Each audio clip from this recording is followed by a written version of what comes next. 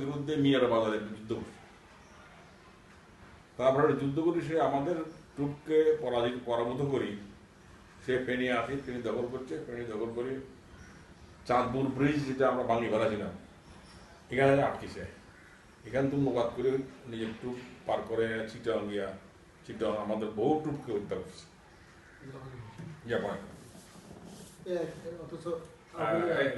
হত্যা করছে।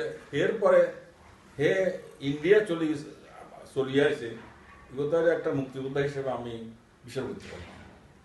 খাজা ঠাকুর বললে মানে ঠাট্টা করেন কেন আমার সঙ্গে? জাফর ইমাম তো আমার খালা ধরা। তারপরে শালা সম্বন্ধে এখন নাই, আর শালা সম্বন্ধে লাভ নাই, কইয়ে টুয়ে লাভ নাই। জাফর ইমামের যে শর্ত দিয়েছি, যদি সে তার বাপ মা ফ্যামিলি কে আমাদের কাছে জমা দেয়, তাহলে তাকে যুদ্ধ করার জন্য অনুমতি দেওয়া হবে। বইয়ের লেখাপড়া জানতো না, কিন্তু বুদ্ধি আসলেও আল্লাহ ঠিকই করছেন।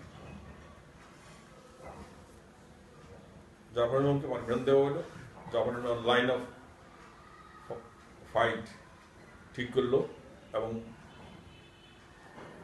ফেরি থেকে বোম্বিং হয়, ওখান থেকে জবাব দেওয়া হয়, এইসব এটা চললো, কয়েক মাস চললো। সে ভালো যুদ্ধ করছে।